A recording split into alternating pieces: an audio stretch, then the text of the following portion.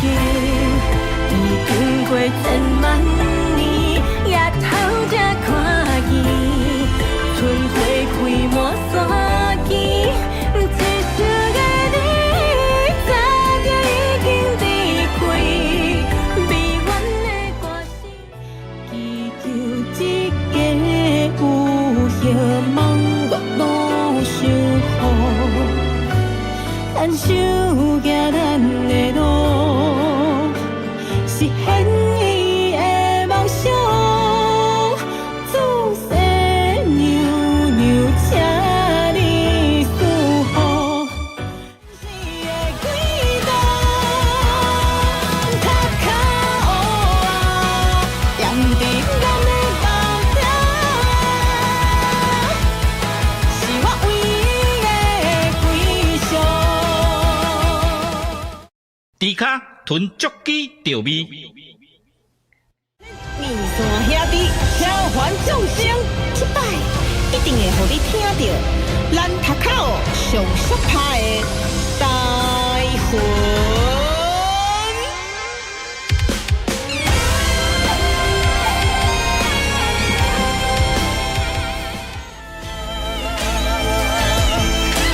夜头看起这世间的沧桑，甲精神的是世间已经变化，原来情感无常是在我的梦时。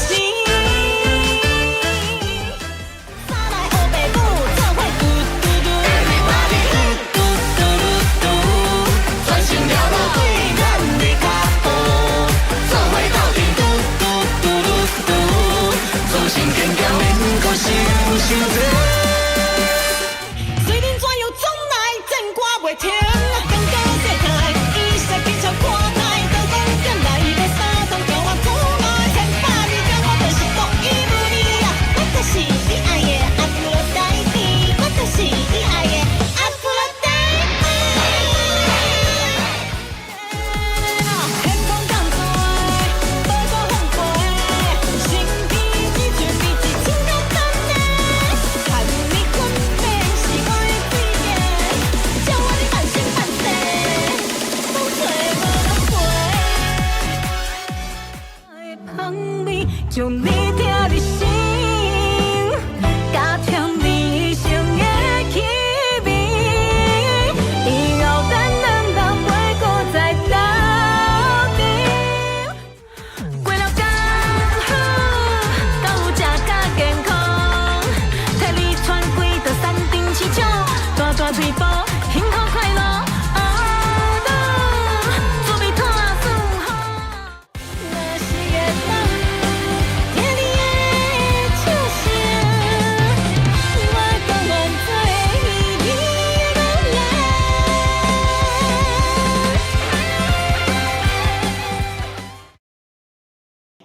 嘿，大家好，大家好，我是迪卡屯足基大教练，你有听到我的声音吗？有，我听到，大家好。哦耶！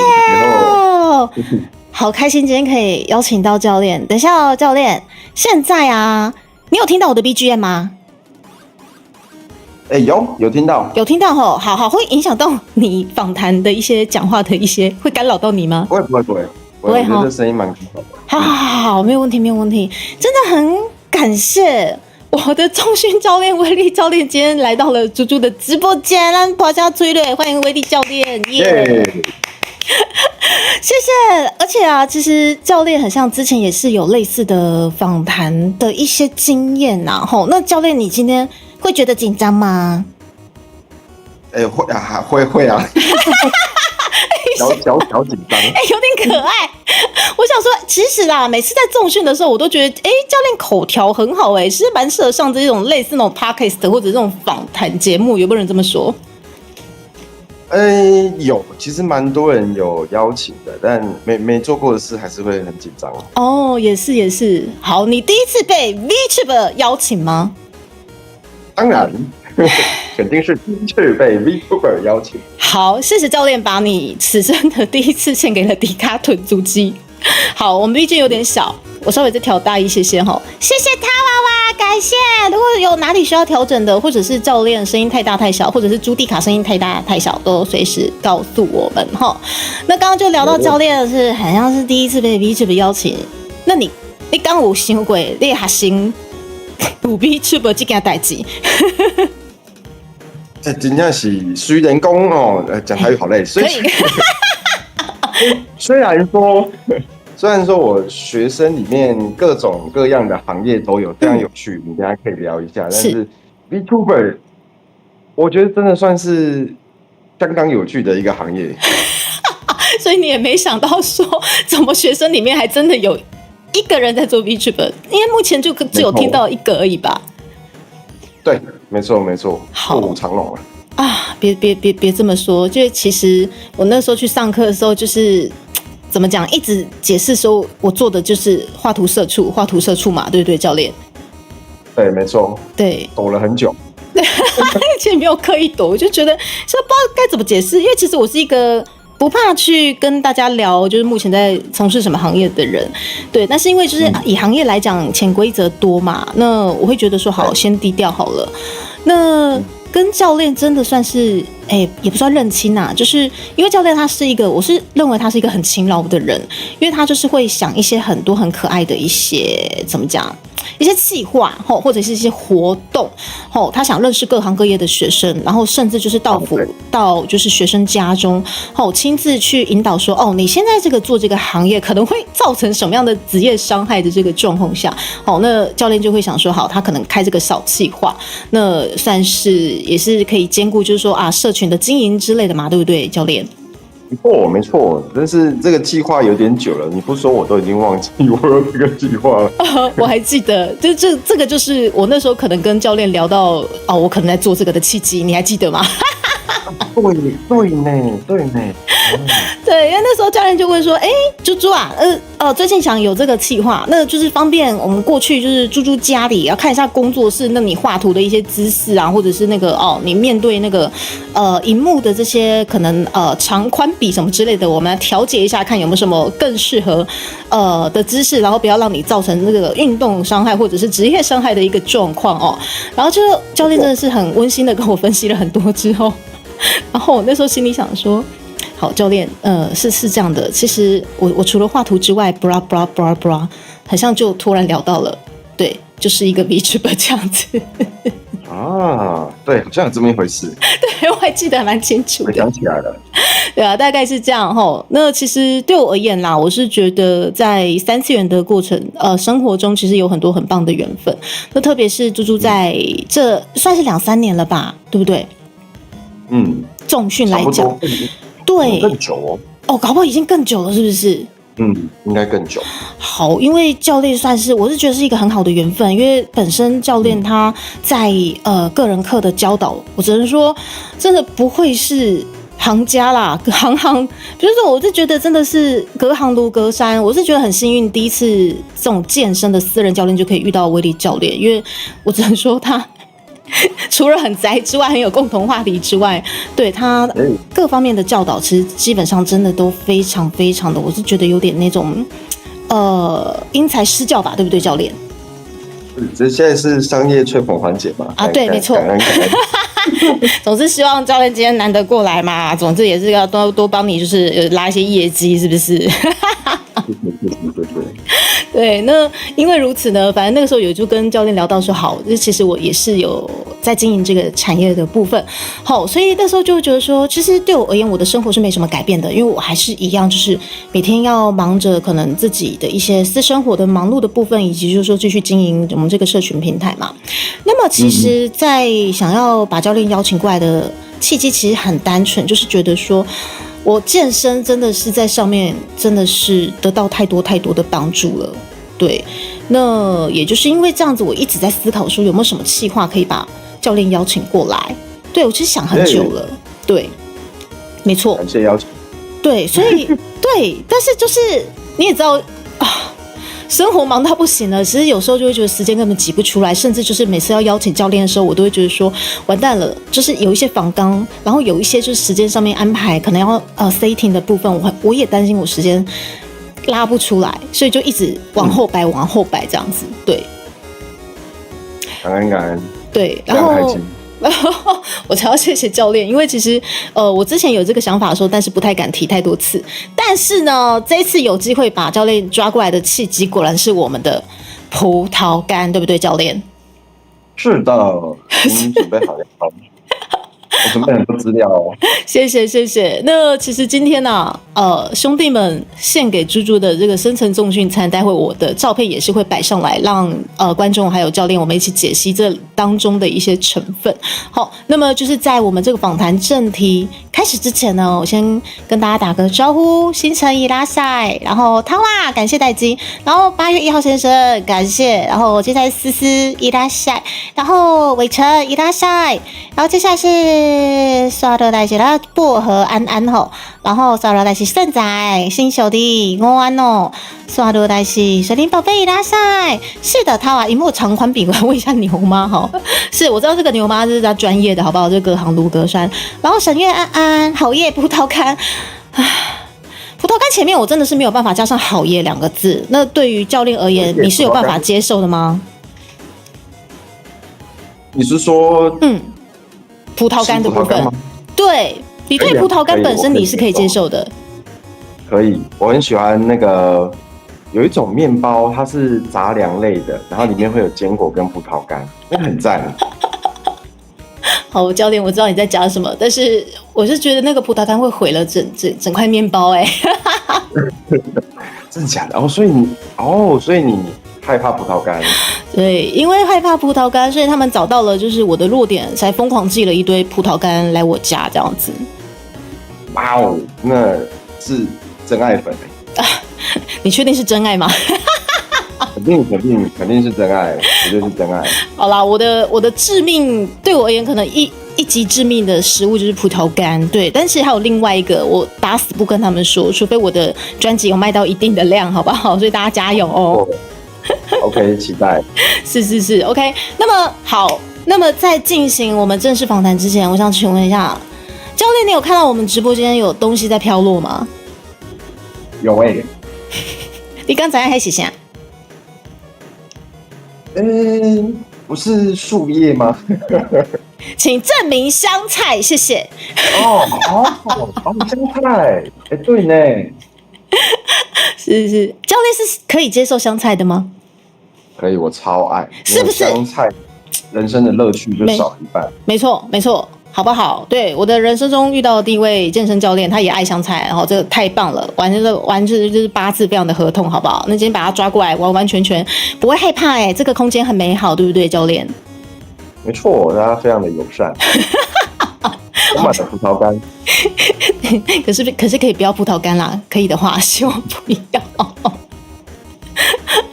好啦，那么接下来，阿崔42个月组织组长，感谢。但是我们阿崔其实不止42个月啦，是我们绿界大佬吼，其中一位吼屯好可以吼，本频道您各位尊爵不凡的高阶会员回馈吼，都已经受到了吼，我们这个产品责任险的保护之外。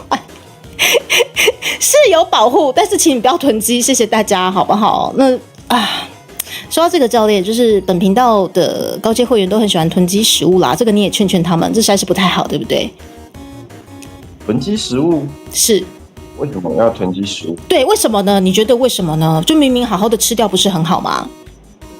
但是这么一说，我好像也会囤积食物。等一下，为什么教练你也会囤积食物？为什么？因为买大量会比较便宜啊。原来是这个意思，买大量是比较便宜。不过他们囤是每个月就只有1份，他们也囤而且一囤就可能囤个3-4年，好酷，对不对？你是在说这个食物是不是？对，我的高阶会员回馈的部分，我一直在思考说，我到底要怎么样用什么样的话术，请他们快点把它吃掉。嘛，也挺好，战备粮食可以。囤起来放。好，是，我是觉得教练其实很懂仔仔们在想什么。对，其实你听到了战备粮食什么的哈，或者是业界的福利什么的，这些教练都懂哦。必须的。好啦，而且谁提到葡萄干嘛？对，这种东西绝对不要提到，好不好？这种东西很可怕，水母先生，好，把你的葡萄干拿到旁边去，然后蓝瘦成教义拉塞，对，就是那个，对，他哇，就是那个，好，店先生，哈基巴桑，然后塞巴爸爸，然后对教练绝对是你们的友军，好，今天我们访谈下来，你们应该就可以听到了。想问问教练是偶尔会来第一台吗？会哦，我都放着，然后做我的训练或做别的事。有教练其实也会默默跟我讲啊，猪猪啊，你那个前2天那个台语的那个访谈很有趣。没错，我都有在听，我都会看大家的留言。谢谢。那么现在你就真的被我抓到了我们的直播间了，好不好？那其实我今天很感谢教练特别抽空过来，因为教练其实基本上工作上面真的算是蛮忙的，对不对？对，整体来说会偏忙，不过今天也刚好一些原本既定的课程都暂停1个礼拜，所以我觉得是蛮就缘分到了，我就来了。好，缘分到了，你要来帮我剖析我们的深层重训葡萄干大餐了，是吧？要不交给我吧。我现在就连开启那个照片，我都觉得生理性的反抗，你知道吗？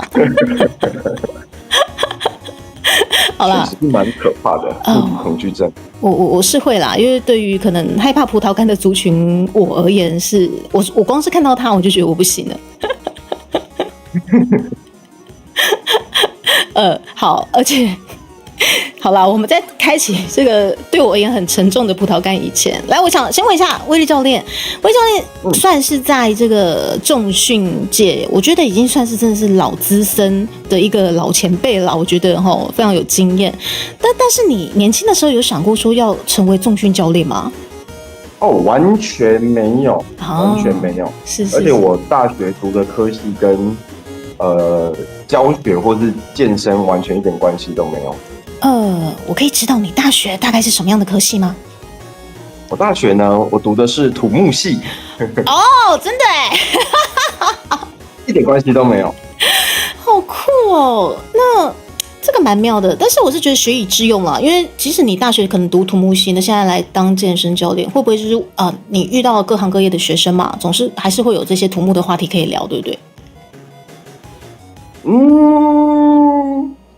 但我觉得有点聊不起来，因为我蛮讨厌土木的。真的哦，哇！那你这样子一路这样读下来，你那时候发现完蛋了，选错了，已经来不及了，是吗？对，其实就是想要个文凭，就像大家一样，耶。是。可是我觉得好了，即使不喜欢，你还是把它跟到毕业了嘛，对不对？没错，很努力的，没有让自己眼闭。是，我觉得这也是一个责任感，对，好不好？就是当身为社畜，其实常会遇到这一类的事情，这样子。对，不喜欢还是要把它跟完。没错。但是我觉得好，把它跟完了。但是教练这条路又是在什么时候有一个契机，让你有办法去投入呢？这个故事有一点小长，因为但我觉得这个故事蛮励志的，可以跟大家分享一下。就是我在大学1年级的时候，因为你知道大学生就是骑车都会骑很快，然后所以我那时候呢，为了不能说闯，为了赶一个黄灯，所以就出了车祸，然后我的膝盖就断掉了。然后膝盖断掉之后呢，我就从大学1年级断掉之后开始，就几乎没有什么在运动。然后一路到，因为这个关系，我也是当兵的时候是替代役，那替代役那时候还在一个蛮不错的单位，那时候都会有宵夜可以吃，而且是学长姐会付钱。真好。所以我退伍的时候啊，非常非常的胖。好酷哦！然后呢？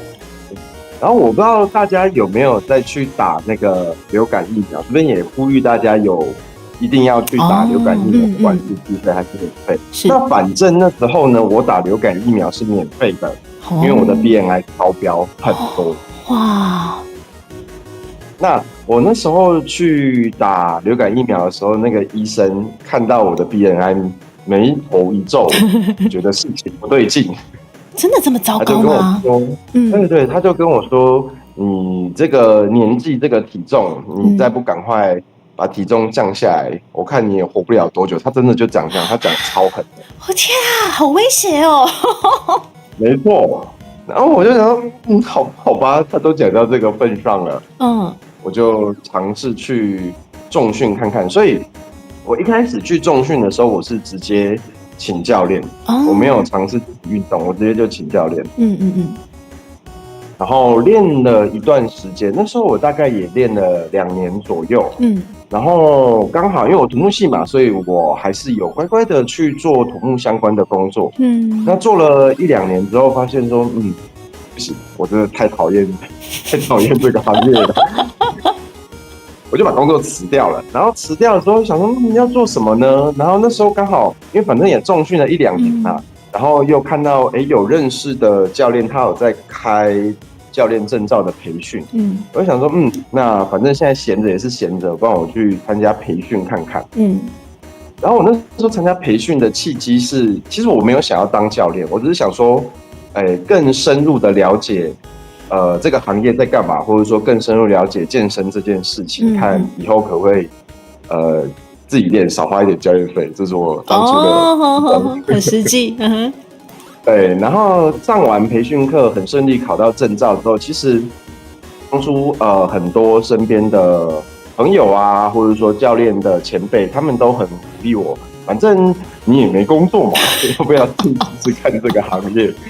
我就说好吧，好像也不是不行，然后就踏进这个行业，就到现在。教练你很好 Q 对，人家讲什么就做什么。我发现。不过我觉得可能现在，你说，现在大概第8年了，准备第9年了，这样当教练。真的耶，哇，一路走来。但是我可以了解一下你当初土木相关的行业大概是什么样的一个职业吗？我那时候土木有做过2个，第一个是在那个营造厂，当有点像是工地主任，但是是工地主任旁边的那个帮忙跑腿的。然后那时候那个做超短，那个我大概2个多月，还不到3个月我就离开了，因为老实说，那种氛围我没有很喜欢，就是营造厂里面的。但我觉得很多行业都会有啦，就是学长学弟制实在是太重了。真的。然后就很不喜欢那种环境，而且怎么说呢？当然不是说看不起工人这个职业，但是我相信大家可能知道，就是在台湾的工地的工人的，说的我讲话很小心，工人的作风处事跟讲话让我有点不能适应。太江湖了吗？是这样子吗？对，大概是这种感觉。了解，应该是这样讲啦。其实我是觉得，每一个工作环境都有他们的一个所谓的一个，我觉得一个工作职场文化。对啊，其实师傅们他们其实有些时候他们在意的就是说解决事情，所以要快很准这样，所以会比较直接。对。那其实我就是长时间跟教练课下来，我发现教练是个文人，就是蛮文科的那种感觉。对，确实。我也这么觉得，会给我偏向所以我那时候因为土木系它是比较偏理科的，对不对？对。所以我其实蛮后悔选理科的，我也觉得我应该去选文科。好啦，今天如果再给你这种时间倒转，你真的会去选文科吗？但那时候我选文科，我没有选文科的一个关键因素，是因为我英文真的超烂，超级烂。所以老实说，你再给我一次机会，我好像也还是会因为英文而犹豫。我懂，因为我的英文也很烂。英文怎么这么难呢？英文真的好难哦。是没错，不过啦，比起之前你不觉得现在的新兴学子他们可以选择科系又更加多元了吗？没有错。现在很多听不太懂名字的科系。对，而且就我所知啊，我们这个生而为 VTuber 的这个产业，好像也是有机会在学校里面就已经被先做介绍了。然后你以后如果真的想当 VTuber 哦，这个就是老师会可能带你怎么样简单的那种设定那个设备，还有以及流量经营有些学校有在经营这个了。对，那这样你会不会被邀请去当夜师，跟他们客座讲课？有其实之前就是有，我想一下哦，很像那个才上个月还是这个月吧，我们有去北教大稍微聊了一下，我们 VTuber 到底在干嘛？真的有，好酷哦！有啊，其实这一类的啦，像是有些漫研社，之前我是有也是有收到漫研社某个高中漫研社希望就是邀请 VTuber 过去讲课，对，但是它时间卡在就是我可能刚好那天已经有一些活动了，对，然后对，或者是大学嘛。有一些科系他们现在也是想要让小朋友了解一下说啊，我们这个新兴产业到底我们到底有没有办法养活自己，或者是说我们到底要怎么去经营之类的这样子。对，那刚好在聊天室上面，我们有我们的大佬福利熊先生询问维力教练，你要练死这只猪要多少钱呢？为什么东西？教练，你知道吗？对，这是一个很好的问题。先这样，我跟你前情提要一下。对，因为他们就是葡萄干的部分，就是来自于这一只萌猪啪啪呱呱熊的部分呢。那你可以跟他说福利熊福利很棒，他会很开心教练，谢谢，你可以讲一次看看咯。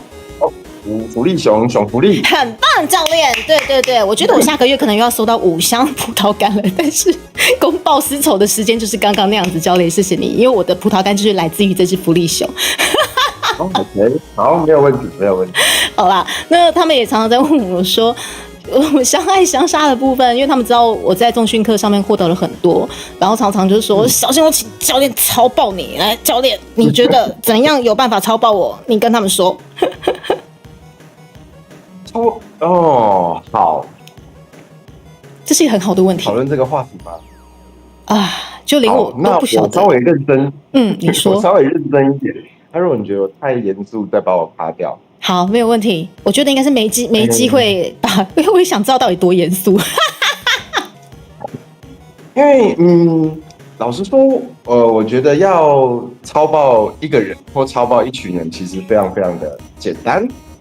真的，但我们应该讲，我们教练的价值，我认为运动课程的价值就是运动完它不会让你变得非常累，或者是说整天都只想休息，或者说你要摊个2-3天。我觉得运动课它的价值应该是，你这一节课1个小时结束之后，你觉得你的精神状态或身体状态变得更好，当然还是会有一点累，会有点运动到的感觉，但它不应该去影响到我们的日常生活或是工作。是，所以回到刚刚那个问题，要超爆我，其实要不是超爆我，千万不要超爆，要我超爆别人，要我超爆别人非常的简单，甚至就是不用钱都没有关系，这件事情太简单了。等一下，教练，这到底要怎么讲？讲到关键了。等一下，教练，可是你说，各位不用钱哦，不用钱，各位。应该是说，好，要不然其实要超爆一个人，大概就是，如果你今天给我一个课程好了，现在 right now 就说朱蒂卡，你给我负重深蹲500下，我就马上死掉了嘛，对不对？对啊，可能真的会死掉，真的死掉。对啊，其实对教练而言，这是一个再简单不过的事情呢。就是因为如此，教练他每一堂课他都要精挑细琢去思考，说这个学生怎么样可以到了临界点，然后又可以舒服的下课之后，然后又不会被操爆，对不对？没有错，我们追求的就是在快要死掉但还没有死掉的那个边缘刚好下课。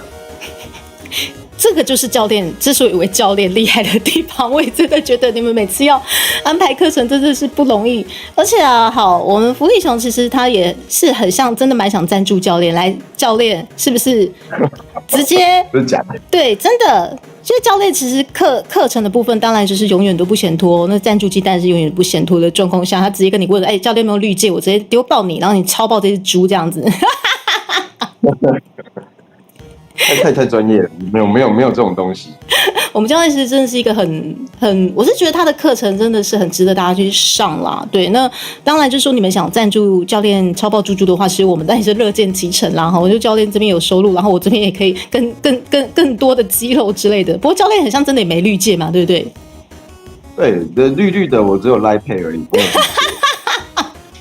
如果你们真的有需要，就是请教练超爆猪猪的话，我们这边是有其他管道啦，是没有问题的。对对对啊，但是对，但是基本上其实讲到这个，与其说超爆，其实持之以恒的重训真的是非常非常的重要。这也是我就是在2-3年，或者我们已经跨过3年这个抗了，我还是觉得说还好当初有来，应该说我当下其实是真的硬挤出时间去找。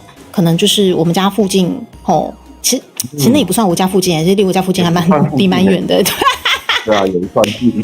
对，因为那时候其实我是真的是上网随便找，然后那时候就觉得我的需求不晓得有没有办法达到。对，而且我有跟观众聊到说，其实那时候我开始重训是因为我身体一直在发炎。对。对对对，现在也是吧？现在有比较好吗？现在好很多就是因为这样我才持续下去。很不可思议，教练的课程我大概跟了半年然后我再去做身体检查，我那些发炎全部都回归正常了。这么厉害所以我才觉得，我都不知道我这么厉害。你都不知道你这么厉害是吗？我是很少感性的跟你分享这件事情，因为我觉得太感性了，反正我觉得蛮害羞的，这上个课干嘛那么感性？确实。但是我是有跟观众聊到这个，所以我是觉得说哇，就是哪一天一定要把教练抓过来，好好的分享一下哈。那对啊，而且刚刚教练其实有分享到说，可能就是在学以致用的部分，大家也都是不晓得怎么样的，就是一个契机，然后就跳入这个算是教练圈之类的嘛。教练应该是这样子，真的对，很酷。其实我很多同行也都是这样，大家都是走投路，走投路才开始当教练。走投无路开始当，也别这么说啦。其实我觉得，现在还蛮多斜杠事业的。例如，其实我自己也没想到说，我现在就在经营 VTuber。确实，对，缘分真的真的，对，身体在燃烧，并让它加上去就好了，对不？不要换葡萄干，等一下，拜托，那你们丢钱给教练拉超爆我好了，我不要再吃葡萄干了。教练，拜托你把你的Line Pay开出来给他们好不好了？我不要再吃葡萄干，我宁愿你们丢爆教练，拜托我不要再吃葡萄干，好可怕。好，这如果你们真的需要教练的账户，我才会给你们好不好？你不要再给我葡萄干，好可怕。好啦 ，anyway， 回归正题，来讲到这个算是意外的这个开启的教练之路，其实一做也是做了大概9年、10年之久了。教练真的很厉害，差不多，没错，对，我也觉得我很厉害。对啊，你超厉害的，而且其实教练你就得出头，你刚才。没错，因为我不太喜欢，也不能讲不太喜欢。应该说，我更喜欢非传统的训练。非传统训练，例如，好，对，我觉得应该要解释一下，就是大家听到重训，应该比较直觉的，可能就是像深蹲啊、硬举啊、胸推、滑轮下拉、拉单杠这种等等这种动作，对不对？那这些动作当然它非常好，它可以去训练我们的肌肉量跟最大肌力，它是一个最快的一个方式。但因为他们这些动作的面向都太单纯了，而且面向跟我们的日常生活的同质性其实很高。的意思就是我们平常在走路，然后或者说用电脑、用手机，我们人都是面向前面嘛，我们不太会往倒退路，或是往旁边做螃蟹走路，都是面向前面走比较多。那我们的训练也都是往这个方向去做训练。那这样其实我觉得会，蛮可惜的，因为我们身体应该还是要有更多的往后退啊，往侧边走，或者是说去旋转身体的能力。但是比较传统的训练，它其实很少去训练到这些额外的身体能力，所以我更喜欢的是这种额外的东西。所以我带给大家的都是比较非传统的训练。那也这么刚好，因为其实我觉得，我常在想说，我是跟着教练课，可能其他教练应该没有办法熟悉，应该是没有办法适应的，因为出逃不够多。有可能哦，我的花招确实是偏多。真的，因为我其实很夸张哦。如果说我跟的教练课已经大概3年了，好了，我其实很少遇到很多重复课程，就是那种千篇一律的在教练的课，真的。对，因为我自己也会不断的去，因为我自己的训练，我也不喜欢去练一样的东西，所以我会让自己一直身体去接触不一样的训练。那我自己练过，怎么可能只有我自己练呢？当然也要让大家也练一练啊。真的是太棒了！而且你知道，教练他真的是非常的因材施教啊。就是在我们那个去年 B Stage 演唱会的时候，他果然因为有偷偷低台，他知道你们要被揍了，他真的是突然性的开启说，来猪猪，我们来练拳击。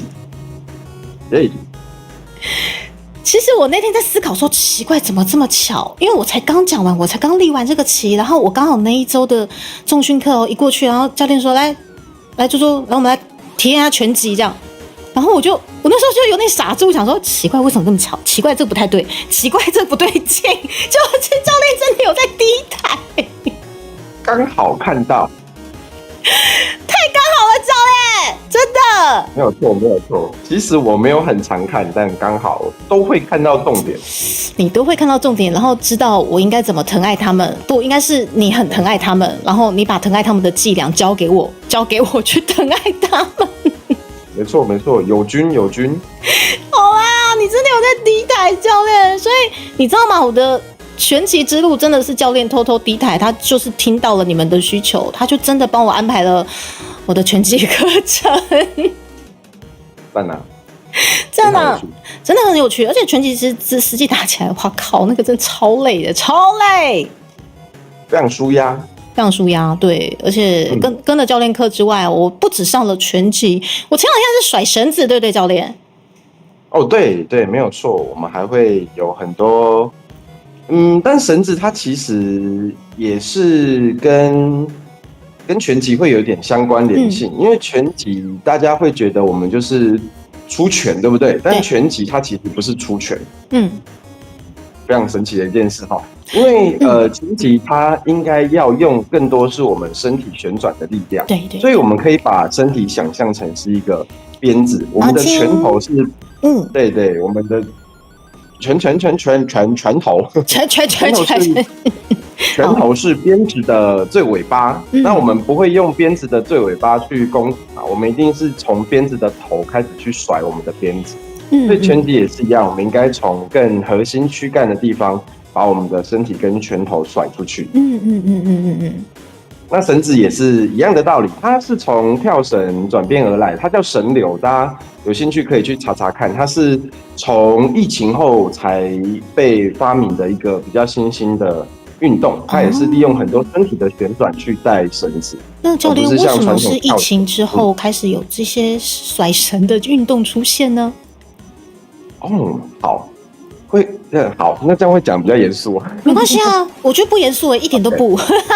对吧？好，那我就跟大家分享这个故事。好，这个发明绳流这项运动的这个老师，他是在美国，美国圣地亚哥，他真的是在美国圣地亚哥的一个老师。那因为我们像我刚刚讲，我没有很喜欢传统的重训嘛，那这个老师他也没有很喜欢传统的重训，因为传统的运动啊，我们会慢慢的把身体往一个极端推过去，例如说现在最流行的就是健美或是健力，要么就是要把身体变得很壮，要么就是我要把重量举得很重，对。那这件事情它其实离我们一般人有点遥不可及，它太极端了。是。那另外一个极端就觉得说，我身体其实要很柔软，活动的角度要很大，它就会变得有点像瑜伽，或是说甚至更极端是软骨功的那种感觉。那这位老师呢，他叫做 David Week， 维克老师，他就希望人体不要往那么刚硬的方向，但也不要太过度的偏柔软，应该是要找到一个刚好在光谱中间最均衡的人体状态。所以他就发明了微克系统，就是老师自己的名字去做命名的。是。那这个微克系统，它追求的就是我们人要在最平衡、最平均的状态，要在光谱的最中间才是最健康的状态。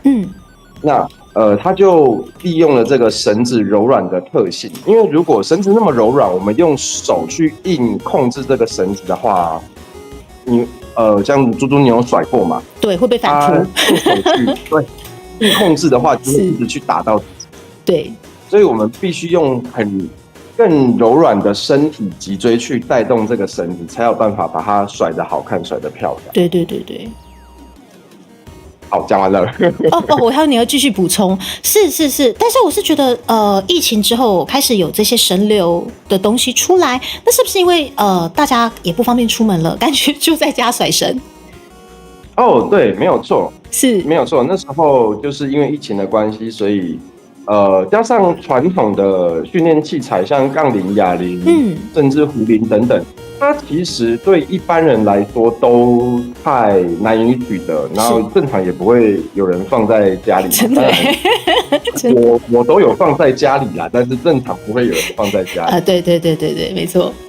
所以他就创造了更多可以更轻巧携带，或者说放在家里的一些训练身体的设备，这样。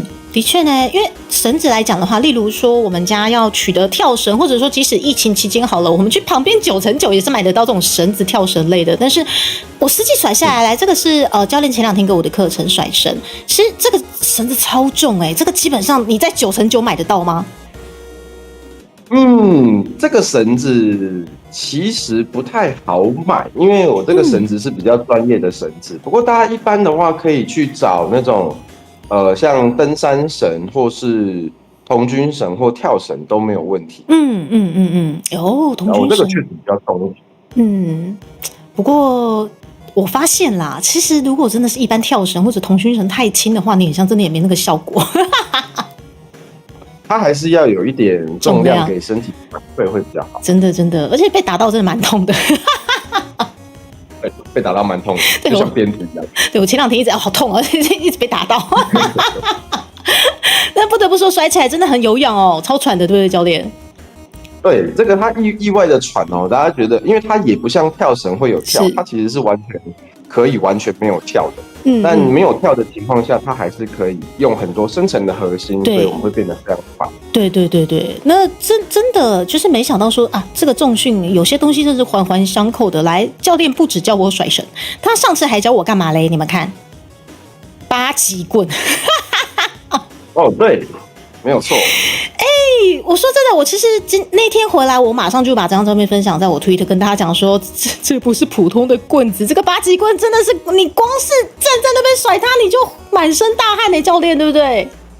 对，它这个是8极棍的一个基本功。是但我们站的姿势，我们是踩正常站姿啊。正常他们8极棍的话是要踩，有点像那个扎马步，他们会叫做那个站桩，我们用站桩的方式做。好，所以好讲完了吗？好 ，OK。想说等教练没事。那其实啦，我每次在看啊，教练在替我示范，不管是甩绳好了，还是这个8极棍只是很简单的动作。但是我是觉得练家子就练家子教练怎么甩就怎么甩，但是我怎么甩就很像中风不用担心，大家甩一般没有练过的甩起来都是差不多这个样子。哦，教练你真的很会给情绪价值没有，必须的，真的，大家一开始都是这样，都是从我一开始在练这些东西的时候，也很像，很像肢体残障，然后慢慢练起来的。不过其实教练真的也是精通了还蛮多，我们就说不是传统类的训练好了。那你训练了这么多这种弄这么多给戏啊，或者是说啊，常常我就是把教练誉为就出头的教练 Uber。你有没有发现这些东西有没有一些共通性啊？例如核心啊，或者是一些姿势之类的？有，他们的共通性，我觉得是会更吃身体的协调，是跟左右脑的一个不断的交替的一个反应，所以这些动作它对活化我们的大脑其实都非常好。所以我很努力的把这些东西尽可能带到长辈的社区去，让他们做训练。长辈他们很需要去活化他们的大脑。可是教练，我觉得我也很需要对，所以我们活化大脑永远不嫌早，我们越早开始，越好。越好。我为什么这么说呢？因为我常也跟观众分享说，我每次去重训的时候，我左右不分对不对，教练？没错，不用担心，我自己也是左右不分。我本身是一个大路痴，可是我觉得路痴道是另外一边的，我觉得那是另外一个境界。但是你有没有发现，我每次在上教练课的时候，教练跟我讲说：“好，猪猪，你像左前右后，然后你的右手往上，然后左手往下，然后我就听不懂，我完全就是听不懂。但这个不是你的问题哦，这不是你的问题，因为我其实蛮想要修正这方面的指导语的，因为讲左右真的蛮多人会没有办法瞬间就分辨出来。那该怎么办？例如，好，你面对长辈们，例如我今天是好5004岁要5005岁的这个大长辈，我听不懂，那你该怎么教我 ？OK， 那像我们到那种长辈团课嘛，我们就会去戴一些有颜色的手环，或是说手套是，好聪明。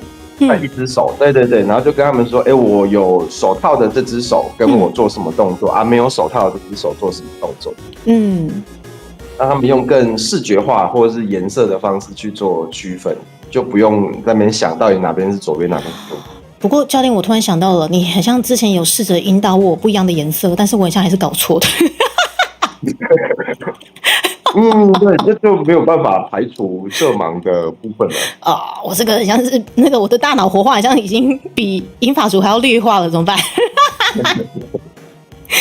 好啦，反正就教练也是很耐心的，就是引导我说左跟右的部分。我即使到现在还是常常觉得我左右不分的这个状况下，那刚刚也是跟大家聊到说，教练其实真的是已经算是很资深的教练的部分，而且他其实在银发族，我们不要说银发族好了，在我们长辈熟男熟女的训练课程，真的也是非常非常的有经验的这个状况下。那刚刚有聊到就是说，教练其实我在这三年的课程，其实很多课程。我真的很惊艳的是，重复性真的很低，而且我们现在分享这张照片，你们知道我拿的是什么东西吗？这东西这样看，大家看得出来吗？这个是一个教练他是什么东西？他该怎么说？冬天知道吗？对，就是我远远的这是什么？我应该怎么称呼它它叫做杠片，大家应该都认识。好，有些训练都是。是，那你说杠片这个东西，通常我们像是对于举重硬举的时候，会对它比较有印象，对不对？对，通常它是放在杠上，不过我们今天把杠片拿起来转圈圈。没错，就是教练递给我的时候，我心里想说，怎样你要叫我射出去吗？没办法。刚拍的真不错手臂的线条跟腹肌好明显。这个是教练会拍，对，教练现在是我那个健身的御用摄影师谢谢。对，那张我是在夸我自己。对你拍得很好，好不好？就不愧是有被老婆大人训练过的，好吗？是，那就是其实啦，有时候我们可能会对于某一些健身器材有一些既定印象，例如说我们哑铃可能就是拿来训练手背嘛，就举啊，然后我们所说的这个照片上面的杠片，应该就是要硬举的时候用吧？对，但是呢，教练总是可以把它拿出来，然后变成不是他应该拥有的那个位置，然后再把它放在新的位置上面，对不对，教练？没错，我们场地有限，没有的器材我们就土炮改造。对，我是觉得这个就是把重训跟运动生活化一个很巧妙的地方，也是我真的觉得教练很棒的地方。对，感恩。商业吹捧。然后别这么说，也希望就大家可以多运动，然后可以的话，高雄区都去找威力教练对，高雄区都可以接真的，就是说不要说我们商业吹捧，我是认真觉得大家真的动起来啦。那其实这3张照片其实分别是不一样的器材，但是我其实现在看了一下，我是觉得很像都还蛮核心的教练。对，没有错，它根本的概念都是去从脊椎跟躯干的核心出发，对，然后活动到我们的四肢。这个其实跟我觉得中国传统的武术也非常非常的像。我觉得中国传统武术非常厉害，几千年的历史以来啊，对，像大家比较常听到的太极拳，那大家觉得他的动作很慢，然后都在比划形状，对不对？但他其实在练太极拳的过程当中，他不断的是在扭转自己的核心跟躯干，他的四肢的形是最后才出来的，是从他的躯干展现他的形到他的手指跟脚底。好酷哦。那其实太极的部分，我之前呢、在学生时代的时候学过肚皮舞，而且还有被抓进去舞团过的经验。那个舞团的老师的老公，他就是在打太极的。那有一次，很像是我过去要拿东西给那位肚皮舞老师，但是就很妙，反正他们那天刚好就是在练太极，然后他把我抓过去一起练，很酷很酷。很难练，对不对？太极超难，它很慢，可是就是因为很慢，所以才很难。对，它很齁，然后很累。然后我记得那个时候他们跟我讲的一个关键就是说，猪猪啊，你思考一下，打太极的时候，思考自己是一只熊。哦，是这样吗，教练？是吗？因为他说熊很巨大，但是走路起来却很稳。他说这个就是太极的概念。我心里想说，到底是真的？他讲的很笼统。所以真的是这样吗？我一直到现在还是觉得说，哦，原来太极就是学熊走路。你也没有那么一言以蔽之啊，但确实是蛮接近你类似的感觉。好，这个太极，我觉得，您说，我觉得太极的概念，它会有点像，大家应该有看那个《鬼灭之刃》。有啊，《鬼灭之刃》里面那个炭治郎的爸爸，他不是会那个sorry， 我有点忘记了，那个火神乐对的那个舞蹈，对。那他的概念其实很类似，就是他爸爸有说到嘛，他一开始在跳的时候很累，满身大汗，但是跳到最后之后，他其实整个人会变得很轻松啊，对，因为他找到身体内在发力的方式，以及他把所有多余的动作都去除掉了。太极其实也是类似的道理，你练到后面，你会把身体表面所有多余的力量跟动作都省略掉，所以你打到后面你会越来越轻松，因为你的力量是由内而外展现，而不是由外而内硬去控制的。教练，我真的是什么东西考不到你你这什么东西都可以讲出一些理论跟一些考古题呀，突然想到他们蛮类似，好酷哦！这个就是我之所以认为，就是教练有办法，就是在这个算是南部的重训圈屹立不摇，有这么多学生的一个很强大的关键啊！因为上他课真的很有趣，不无聊，真的。谢谢啦，因为我自己也很怕上课会很无聊，所以我其实一直都在绞尽脑汁想说，我等一下组间休息要讲些什么。所以你很怕学生尴尬吗？是这样子吗？会啊，因为我当教练很初期的时候，就有被学生讲过，就是上课很无聊。好伤哦！你的时候就很难过。我蛮难过的，但是我觉得他是我的一个贵人，也是我改变的一个契机。我觉得没有他讲这句话，我不会在这个行业待那么久，因为他让我找到，我原来我卖的不只是一个专业跟带给大家健康的课程，它其实这1个小时当中的，你说情绪价值，或者说上课氛围渲染，它其实也是很重要的，就像一场秀一样。可是这样是不是变成说教练本身又是一个服务业吗？是我一直认为教练绝对是一个服务业，就是专业性质比较高的服务业。哦，那好，讲到专业性质高的服务业，那你觉得身为 VTuber 应该也算是专业性质高的服务业吗？绝对是，而且服务性质很重。没错，我也这么觉得。之前也是被访问说，那猪猪你经营这条路，你觉得本身你在做服务业吗？我也是完全不假思索，我们这个就是服务业，而且还要很强大，我们必须很专业，也是一个非常专业的服务业，真的。对啊，而且我觉得现在这个时代，所有的行业都已经变成服务业了，没有服务你再专业，其实大家也就是宁可退而求其次嘛。我找没那么专业，但服务更好的，我更开心啊。对，情绪价值大家现在好在意哦，真的。没错。不过其实我之前也跟教练探讨过，讲到服务业，又会觉得说，那这样医护人员真的很辛苦他们还得要卖笑啊之类的。对啊，非常辛苦，医护人员真的非常辛苦。非常辛苦。我觉得在台湾医护人员大家真的都辛苦了。但是我还是坚持医护人员好像真的不应该是服务业吼，教练。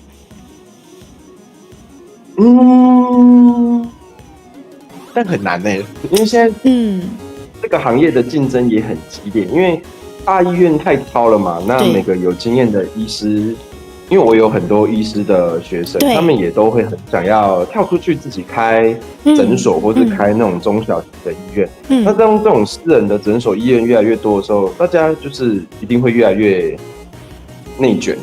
真的，真的。那其实教练的学生大宗真的也都是医护人员哦。那我那时候是在探讨到说，其实这些医护人员会不会也很排斥自己必须要走向那种服务业性质呢？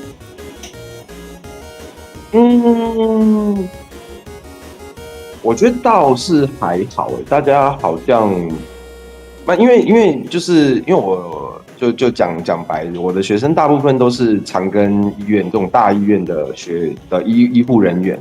那像这种大医院，他们一定会有他们的 KPI， 那他们有业绩压力的时候，自然就会要求下面的人需要做什么做什么。那被要求久了，就是终究是社畜嘛，没办法。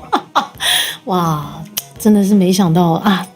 但这种东西，我就觉得这个真是整个时代社会真的在变，好像有时候跟上，好像也不是不好，但是跟上的那个中间一定会有拉扯，对不对？对啊，没错，就是但你不跟上，你就会被时代淘汰，所以我们就是只能努力跟上。只能说时代在变，就是也希望大家都可以在自己的专业跟时代变迁的过程中取得平衡。例如说，我们这个圈子现在最近也探讨的蛮不要说凶啦，就是说 AI 的部分啦，对，就是这部分我们其实我觉得大家会探讨是好事情。那我们也是努力再去拉扯，就是这个 AI 是不是真的可以成为我们的好朋友，还是说它永远就是最十恶不赦的敌人这样子？对，对啊，对。不过讲到 AI， 其实又是另外一个话题。我们先把这个今天的重点把它端回来，来教练来，我们今天的重点来，重点要端上来干嘛？对，重点不是我，不是我这个讲过了。重点是葡萄干吧？是教练，我把它端上来。教练，你应该有看到这个看似可爱，但是实质非常邪恶。超级可爱，但是它很邪恶。三色豆、葡萄干还有凤梨，我跟你讲，芋头跟皮蛋我吃得很开心，还有香菜。但是就如同我刚刚所说的，我们观众非常可爱的，就是把一堆葡萄干放进了朱蒂卡宿舍之外呢，其实他还加上了凤梨罐头啊，教练。这真的是好可怕，好可怕。基本上教练是可以接受这种大量葡萄干的吗？还是说大量你也不行？大量我也不行没有人会塞一口满满的葡萄干吧？是不是？那但是一两颗你可以吗？一两颗可以。好吧。就是像那个，让我想到 Seven。就像教练是有地震，我现在在晃，是有地震地震地震怎么办？教练，趴下掩护，快点找掩护。很晃吗？很晃吗？我觉得还好。我们家12楼超晃，教练你们家几楼？我家11楼，我觉得还好。好晃哦，怎么办？等一下，我是觉得这个引起地名了。我跟你讲，这个就连那个对地名都愤怒。对，这个什么餐，这什么鬼餐？你直接端出来就地震，太可怕了。一端出来马上引起地名，怎么回事？你各位好啦，但是我们只能好好的感谢您各位大佬，就是端出了就是满满的爱，就是爱太深沉了，深沉到地名了，好不好？我们做个记录，好不好？是不是教练？啪。好啦，那这次呢，也算是把教练邀请过来分析的一个重点哦。也就是说，我们收到了很多葡萄干跟凤梨。那即使我再讨厌吃，我觉得这也是观众花了钱的心意，我们的福利熊、趴熊，好不好？那所以我那天也特别开了直播，然后把这些葡萄干全部帮它摆成了一个英龙晚战的花牌，纪念我自己。好可怕。确实。对。吃完就可以离开了。对，就是我觉得在可能人生的最后一餐，至少我要好好的就是最后一餐吃这个吗？太委屈自己了吧？我也觉得很委屈。我也觉得，但但是还好，我把它平均分配了大概6盒吧，我吃到了第5盒，我还活着，教练。真的假的啊？我没有办法接受好可怕哦！来，你看，就是我英龙晚在的把它还很可爱的分，你看，即使我把它分装还是这么可爱，你看多没有诚意。是，哇，这太多了吧？但是我跟你讲，我每一盒就是算是按比例去分，然后分了5盒，然后就是可能每1周我就把1盒拿起来，然后边还重训时数边吃，然后大概现在已经吃到最后1盒了，教练，我还活着。对，真的哦，哇，你好厉害哦！你真的是服务业，你绝对是。我觉得是顶尖服务业，但说真的啦，敢吃的就会觉得是它真的很营养嘛，对不对，教练？但因为我们来仔细看这一盆哦，是，我们要热量其实我们非常的高，热量非常高嘛，对不对？等一下，我觉得我现在应该把我们这个要不然这样好了，我把它整理一下，等我一下哈。好，没问题。好，我们就一盒一盒的留在我们的直播间好了哈，让教练分析一下。我如果是切成每次重训就1盒的这个量，好，教练，我们继续分析，好，麻烦你了。OK，我觉得这一盒，因为它其实几乎都是碳水化合物，所以它其实确实蛮适合在训练前吃，因为这些碳水化合物它的吸收效率都蛮快的，因为都是比较偏加工类的食品。所以训练前我们要快速补充碳水跟身体的能量嘛，训练前还不错。那训练后的话呢，也需要补一些碳水，让身体去做修复。所以放在训练后也不错。那不过因为训练后我们主要还是做重训嘛，所以蛋白质在这边是非常非常缺乏的。对，完全没有。硬要说的话啦，其实对，因为葡萄干它每100克当中大概会有3克的蛋白质，3%。葡萄干有蛋白质吗？有，其实几乎所有的加工类食品里面多少还是会有一些蛋白质，因为食品添加剂里面有氨基酸的比例很高。也就是说，我不知不觉有补充到微量蛋白质就对了。对，但那个微量其实可以忽略不计啦。好哦。那像是芋泥当中，大概每100克也会有1.5克的蛋白质。芋泥它不是碳水吗？但它还是会有一些植物蛋白，只要它是植物，多少都会有一些植物性蛋白。了解。因为它们的植物本身组成也是跟我们人体细胞一样，都是以氨基酸为主。那氨基酸它就是构成蛋白质的一个最基础的单位。那它们会有细胞，会有氨基酸，那它们一定就会有很微量的蛋白质。但是这个蛋白质它会微量到我们几乎可以忽略不计。好，又是忽略不计。好，OK。对，基本上都是忽略不计。唯一可以记的，我觉得就是三色豆里面的青豆。不过这个就是我一直觉得很微妙的地方，例如三色豆，像我们开始中训之后，我们会补充大量的毛豆嘛，对不对？因为有蛋白质。会没错。可是我想搞清楚一下，青豆跟毛豆两边都是蛋白质，还是说只有毛豆是蛋白质？只有毛豆是蛋白质。如果严格来看的话，就是以豆类来说的话，我们会有，我想一下，我们会有豆类的3兄弟。这3兄弟他们都是可以直接拿来当做蛋白质的，就是大豆、大豆、黄豆跟毛豆。这3种豆类它都是可以直接当做蛋白质。那其他的豆类都还是偏淀粉为主，所以青豆其实也是我们会把它归类在淀粉，但是真要说的话，它是这一盒里面蛋白质比例最高的。也就是说，还好我们还有三色豆可以支援一些些的蛋白质，这样子。对，那我刚刚有看到皮蛋嘛，皮蛋就很不错。那个皮蛋是我当天在配戏的时候就不小心全部吃掉了。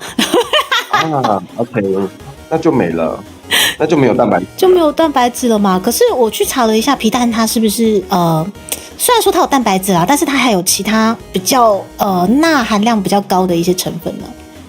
对，因为毕竟它可以直接当成是腌制物了，因为为了保存嘛，所以它的钠含量也会比较高一点。那这样的话，凤梨的话，基本上它不会因为是加工食品，然后也有一些蛋白质吧？凤梨真的就可以完全忽略，它凤梨太少，它主要就是维生素 C 跟膳食纤维嘛。但因为它加工过了啦，所以整体来说糖的比例还是会比较高一些，超高。但是啊，我们常听说重训完之后补充高糖的这个算是适合吗？对，算是适合哦，因为我们要快速的让身体有能量去做肌肉的修复，所以大家本来都会以为说，重训后要补充蛋白质为主，对不对？其实会反过来哦，我们要补充碳水为主，但也要有蛋白质去修复肌肉。那正常来说，我们的碳水化合物跟蛋白质的比例大概会是2:1，碳水2，蛋白质1，在训练后的补充。我一直以为是蛋白质可能要算是成分比较多，所以没想到居然是碳水要修复肌肉的状况下，也必须要有比较高的一个比例就对了。没错，因为它是人体能量最主要的一个来源啊。那这样的话，我这一餐是不是再补一杯？我想一下哦，无糖豆浆应该就 OK 了吧？补一杯哦，一杯半可能才会比较够。好，2杯好了。这一盒的对碳水实在是太高了。可是教练，我再问一下，我一直以为葡萄干它就只有糖分也就是葡萄干你也把它归纳成碳水吗？是糖分糖类本来就是碳水化合物啊。对哦，应该是要放在一起的。也就是说好，那就是说我的观念中的可能糖分，我就说那我们要吃高糖的东西，所以我觉得这一盒非常的适合。那也就是说好，碳水糖类是一起的东西，一样的东西嘛，这样子。对，可以直接把它当成一样。当然，如果你要讲的很细，它还是不一样啊。但一般人不用了解那么细，就当做是一样就好。了解，好，那这样子的话，其实我觉得蛮圆满的因为其实我每次吃都很痛苦，但是我真的有乖乖的去补充无糖豆浆非常好。那顺带一提啊，这个一盒我看起来它的热量保守不会低于500大卡，大概500到700大卡之间每一盒。所以教练，我反而会胖，是不是？对，因为我们一节课程大概了不起消耗300到350大卡，我觉得就很多。所以你可能吃了比消耗还要再多1倍的热量进去。完蛋，我要变胖子了。可是我觉得我最近还在想说，奇怪，我肌肉是不是有增加了？因为我觉得好像也觉得比较紧实自己还是自我感觉良好，完蛋了。也会啦，因为我们最近训练的频率比较规律一些，是还是会有差。好，那好，反正教练如果真的觉得我这2堂课感觉又长肉了，一定要提醒我好不好？拜托。好，没有问题，我最后给情绪价值。就是这个可能需要严厉的鞭策，朱迪卡，你胖了，你不要再吃了，知道吗？就好像没有办法用情绪价值来鼓励了。骂对有些人来说，骂也是一种情绪价值。好啦，我知道在业界是奖励，可是我还是希望可以好好讲呢。好啦，也就是说，即使我今天可能每个礼拜就是要还这个重训的时数以及这个重训生成餐，然后但是乖乖的吃下去之后，可能我的重训的强度必须要再更加的强一些，是吗？对，或是说会需要额外再播个15到20分钟，自己做一些简单的运动。好，讲到这个啊，因为也算是连结一下，算是新兴产业的这个网红 KOL， 在近几年，我觉得应该也疫情时代大爆发嘛，对不对？没错。那么就像大家也开始在聊天室讲说会胖，对不对？直接说对，绝对是会胖。那不管有没有吃这些高热量，或者是说大家，其实我觉得多少健康意识抬头啦。我们这些可能所谓的什么KOL、VTuber 网红之类的，也在思考说要维持身体健康，可是好懒得出门哦，教练怎么办？好，所以我们要做的就是可以在居家做的训练。那我觉得居家做的训练，网络上查它就非常非常多。那我觉得大家讲的其实都很对，都讲得很好，但我们都做不到。对，因为我是觉得大家都会拍片给我们看，可是当下就会觉得好懒哦。没有错，最困难的就是你开始去做这件事情。那这边呢，我可能想跟大家分享一些简单的，我觉得它比较算是心法，而不是运动的建议。就是因为，我觉得我们人都是这样，就会觉得说，我既然要开始做了，我就要把它做好、做完美，然后给自己一个目标，或者给自己一个标准。对。那我觉得这件事往往会变成是阻碍我们真正开始行动的一个最大的原因。哦，因为太高标了，这样子吗？对，所以我觉得真的不需要想说啊，我每天要开始去跑步半个小时啊，或者说跑步2-3公里这种，我觉得这种虽然听起来没有很久，但是其实你如果都没有在运动习惯的话，这件事一开始真的就非常非常痛苦，顶多3天就。真的会毁灭，马上毁灭，就觉得那些人这么难，别人做就好了，我不要做了，我继续当胖子之类的。对，爆炸吧，大家都爆炸吧。对，所以我觉得最好的方式就是让自己在不痛不痒的无形之中就累积那个运动量。那我跟大家分享一件事情，就是这是我自己的做法，大家可以自己去找自己做得到的方式。我会在厕所门口的门框，就是不是都会有那种可以架在门框上的那种拉单杠的单杠？是，有看过那个产品哦？有。我就把单杠装在我的门口上。那本身呢，因为我喝水、喝饮料喝的很多，对，不好意思，我饮料也喝的很多，这样很好啊。对，所以我就比较容易跑厕所。我大概1个小时、1个半小时就会需要去上一次厕所。那我就会规定我自己在上厕所之前，我就要拉一下单杠。我用这样的方式，所以虽然看起来我都只有拉一下，但是一天当中我可能就会累积个10几20下的单杠。那不知不觉，我每天这样去进行，我的肌肉量就一定会增加，我的体能就一定会变好。那教练可能对，没关系，你先说。我突然想到一件事情，真的是这样子，积少成多。对，拉单杠可能对很多人来说很困难。那我们用更简单的嘛，例如说我上厕所前，我就要去做一次的深蹲就好了。那我一天也可以累积个10几20次、20-30次的深蹲。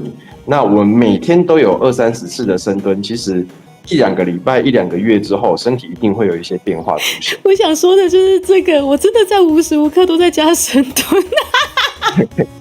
没错，非常好，就是要这样。可是他们就说我是怪人啊，因为我说，大家在非常高压忙碌的状况下，你真的要挤出时间去健身房，已经是一件很伟大的事情了啊。然后再加上有些人的经济条件也是不允许嘛，那所以我就会说，好，那可能我这个礼拜又没空抽出时间去给教练操爆了，那我是不是至少我在家深蹲，或者是说，好，今天我去迪士尼，我也去那边深蹲个几下，我也爽，对不对？没错，谁说就是要这样？对啊，谁说不能在迪士尼深蹲？或者是这一趟去日本的澡堂，我一样就是在澡堂里面深蹲，被日本人看着也无所谓，可以嘛？对不对？对，可以嘛？对不对？来，教练再说一次，可不可以？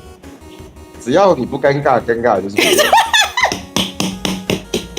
他们都说我是怪人，我真的很奇怪吗？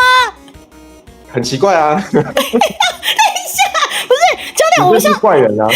可是就像教练刚刚讲的，我们要提倡就是大家就是可能运动的这个该怎么讲，环境可能没有办法这么有我的状况下，我们至少在我们垂手可得的状况下，例如教练上个厕所尿个尿也可以拉个2上单杠，那我是不是今天我去日本游玩，我可能大吃大喝，我在澡堂深蹲一下，应该不是怪人吧？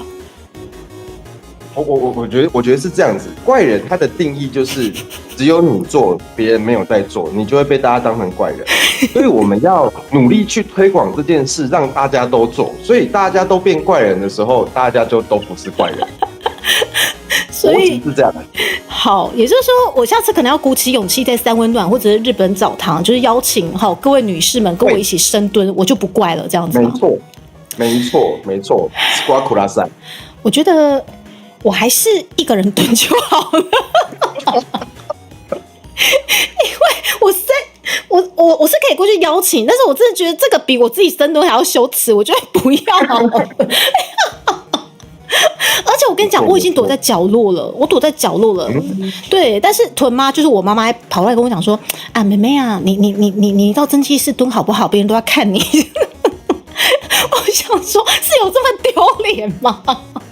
你这种就是欲盖弥彰，你越躲在角落，你会越奇怪，所以你要大辣辣的在正中间，这样真的就会更吗？奇怪。这样就会更奇怪。好像并不会比较好。想一想，好像没有比较好，好像没有比较好，反正都这么怪了，不如做最奇怪的那个嘛。对，有道理。但他说不定还会以为你是可能大冒险输了，对不对？啊，也是。但是呢，比较可以接受。但是呢，教练，我跟你说，就是我当下其实也担心说，在日本他们这个比较压抑的文化，就是大家其实真的都很有礼貌。那对于就是在澡堂深蹲没有啊，卡给人呢，就是会变成说一个迷惑，就是造成别人困扰的状况下呢，我就从角落移动到蒸汽室了。那么你知道发生什么事情吗？怎么讲？日本澡堂的蒸汽室，或者是台湾也有啦，三温暖那类的，这个蒸汽室不是有时候都是那种半透明的一个玻璃，有雾的这样子嘛，对不对？那么我刚好进去的时候是没人的状况，那我就想说好，开始蹲，没人不会打扰到其他人，我就蹲，大概蹲20几下上下之后呢，我发现有位妇人她打算打开蒸汽室了，对，但是打开的瞬间，她马上吓跑，对OK， 是怎么了？我当下是觉得说有点难过，就是说，真的这么怪吗？对啊，我觉得不用怀疑，不假思索的跟我讲说这个很怪，真的很怪。我已经在蒸汽室了，而且我想说他进来了，我要后退一步继续蹲，但是他看我马上吓到，马上把门关起来走掉。对，他可能怕你发出战斗邀请。我觉得我已经好，我知道了，原来真的这么怪，怎么办？可是下次还敢呢，教练。可以，下次还做，没问题。对，我觉得深蹲这件事情，自从上的重训课之后，我真的觉得没有办法跟他切开了，教练，对不对？我是觉得运动真的太重要了，真的。没错，运动真的太重要。对，那可是我觉得这有点不公平，你知道吗？就像我的背力，可能教练也知道说，训练下来我的背力跟握力其实不是那么厉害嘛，对不对？就是蛮手无缚鸡之力的。不会，比没运动的人比起来还是好很多了。真的假的？那我就可能没有办法，就是随时像教练，你看你们如果在澡堂这样子那个杠啊做个2-3下，旁边的那个男士马上好帅之类的。可是我就没有这样子的一个。没办法做到那么帅的姿势，我就只能深蹲，然后还被当怪人，怎么可以这样？我觉得是在澡堂的问题耶。是吗？如果没有在澡堂，应该是还好。澡堂确实，更怪。可是我常常有看到有些男生还是因为拍电影或者是一些什么电视剧的影响吗？有些男生的确也是会在澡堂，就是有点往上拉杆的那种，在门上面拉杆，那个就很帅哎。很帅吗？那个我觉得蛮令人困扰的。好，原来不管做什么都很令人困扰是吗？那个困扰的点，讲具体来说呢，就是毕竟在男生的澡堂或三温暖，大家是全裸的状态，所以他如果在拉单杠的时候，就是大叔在拉单杠的时候，他的小大叔会晃，所以蛮令人困扰的，会很晃。如果他拉得很快的话，也是啦。那我像反推我自己，全身脱光光，然后在日本澡堂在那边深蹲，很像别人真的觉得蛮困扰的，对不对？会蛮困扰的。好，谢谢教练，就花了这么多的时间陪我，就是分析这件事情。我一直不觉得我很怪，但是好，现在分析下来，好像真的蛮怪的。我知道了，谢谢。对，如果你是那个卡西 K 利就没有关系，但公共澡堂确实是偏怪。对不起，但是我觉得我下次还敢，因为我觉得你出国就是要大吃嘛，那大吃之后你累积的热量就把它蹲掉嘛，对不对？哦，而且在澡堂蹲你可以直接洗澡，还蛮方便的。哦，对，就是因为这样，我才觉得说我无论如何都要到澡堂蹲，因为头妈也跟我问过说，妹妹啊，你要不要在房间蹲一蹲，这样子吼，人家才不会怪怪的。我说可是我会出汗，我的衣服就流汗，我觉得我在澡堂就蹲一蹲流汗，我可以直接冲洗之类的啊。确实，这是一个 good idea， 是不是？反正好啦，别人不尴尬，尴尬就我自己不尴尬，别人就很尴尬。好，结论就这样，我下次还敢。好，对不起，教练，我们离题了。OK， 下次一定没问题。哦，因为访纲没有这个，我只是突然想到，我真的很怪嘛。反正趁教练来的时候，顺便问一下，哎呀，好像真的还蛮怪的。好啦，教练，谢谢你也帮我们分析了我们这个重训餐，其实它是很合格的哦。只要我就是再可能多一些动作，把热量消耗掉，然后再补充1-2杯可能豆浆或者是白豆腐，好像也可以嘛，对不对？豆腐也可以，不过豆腐的蛋白质含量其实偏低哦。我们在市面上看到的一整盒豆腐，它其实大概只有3到5克的蛋白质，连1颗鸡蛋的蛋白质都不到。哦天哪！原来也就是说，我们如果要补充蛋白质的话，鸡蛋反而也是比豆腐还要多蛋白质的。而且鸡蛋它其实很棒，因为我们人体有我不知道大家知不知道，就是有分成必需氨基酸跟非必需氨基酸。是。那必需氨基酸的意思就是我们必须从食物去摄取，我们身体没有办法自己去合成这些氨基酸。那非必需氨基酸就是我们身体可以自己合成，就算没有从食物摄取，也不用太担心。那鸡蛋它几乎是唯一一种含有我们人体所需的所有必需氨基酸的一个蛋白质来源。好棒哦！那么，但是有一些长辈他们可能会把那个蛋黄挖掉的状况下，这样的确是比较 OK 的嘛。没有，蛋黄才是最营养的地方，请不要挖掉。真的？可是他们万一担心什么胆固醇之类的，还是说有一些新的讲法，他们是需要的？对，因为其实后来比较新的研究跟大家讨论指出，其实蛋黄它所造成的胆固醇的影响跟波动非常的微乎其微，几乎可以忽略不计。那大部分的胆固醇来源其实是在于我们日常生活的油脂摄入的太多，跟鸡蛋黄没有太大的关系。天哪，原来蛋黄一直被污名化这么久。被污名化很久。必须吃，最营养的就是蛋黄。哇，那这样的话，我是不是也要鼓励我妈妈吃蛋黄？因为有时候她会把它挖掉。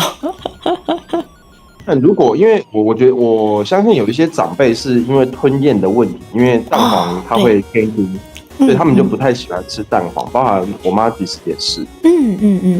所以像我妈这个 case 的话，我就会让她变成她也可以吃得下去的方式，就是例如说我可能煎个散蛋，或是弄成蛋饼给他吃。对耶，不过有时候连开火的时间都没有了，好像对我而言，有时候像我今天可能要配信也很忙嘛，我是直接就快点电锅蒸一下，我就连开火都不用开。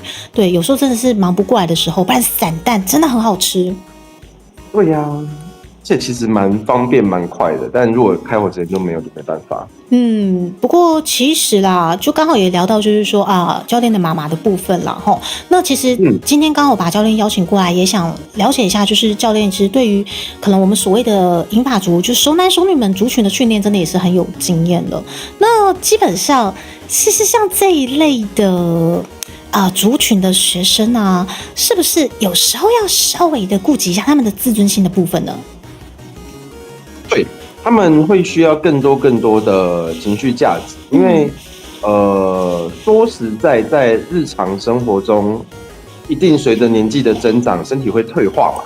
那身体退化，你就会遇到有一些不方便的事情，或者说需要别人来帮忙的事情。那可想而知，这样的情况，你会慢慢的对自己越来越失去自信。毕竟连生活很多很基本的事情都需要别人帮忙。对。那所以我们在训练的时候，会需要更多的去鼓励他，让他重新建立自信。因为我觉得那句话说得很好，就是相由心生。当我们对自己是有自信，对自己是开心的时候，身体自然会变得健康。真的。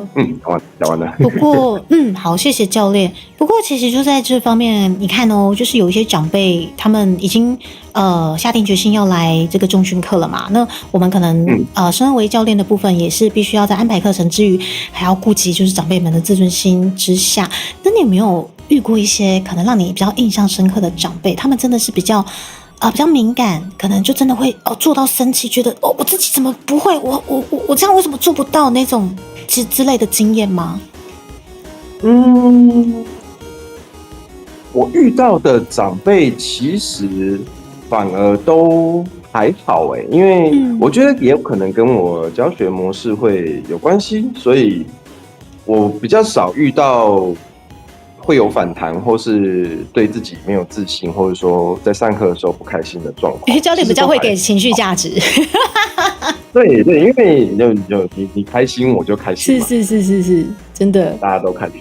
真的。那不过就是，其实我有时候在重训过程中也是会常问说，教练可能类似这一些熟男熟女族群的训练方法，其实我觉得我问蛮多的，因为我自己也蛮有兴趣的啦。对这部分，可能因为就是未来爸爸妈妈迈向高龄，我们也必须要面对可能肌少症的这个部分嘛，对不对？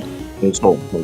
对，那有没有什么让你比较印象深刻的一些学生，例如说很可爱的，或者是说在你教导他们练习肌肉的这个过程中，有没有比较印象深刻的一些事件呢？要不要分享一下？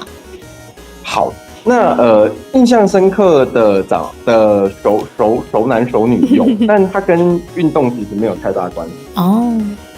对，我想分享一件事，就是之前我有一个学生，他是一个阿嬷，他那时候来找我的时候已经90岁，那时候刚好90岁。哇！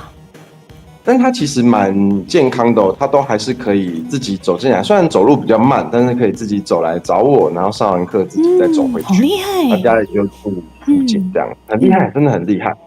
然后呢，他因为我们后来上课到后面越来越熟嘛，然后他就开始跟我分享他的一些你知道房地产的投资。很酷真的假的？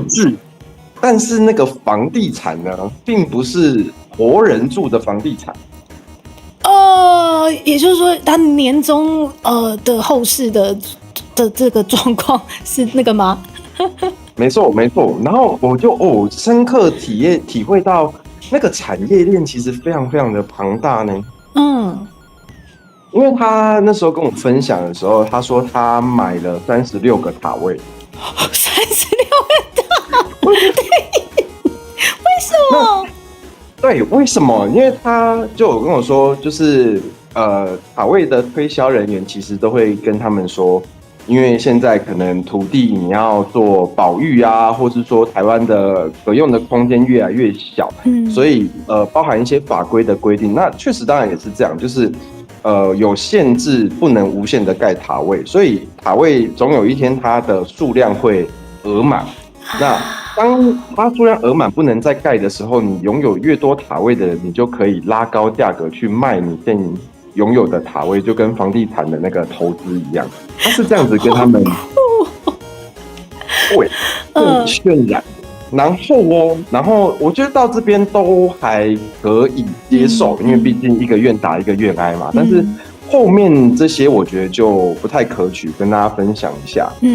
就是塔位的人就会打电话跟阿嬷说，现在有一个人想要买你的塔位，但是他觉得空的塔位他不要，他想要塔位里面有什么装饰，就简单的说，我要买房子，但是我要里面有某一些特定的装潢，我才要跟你买这样的概念。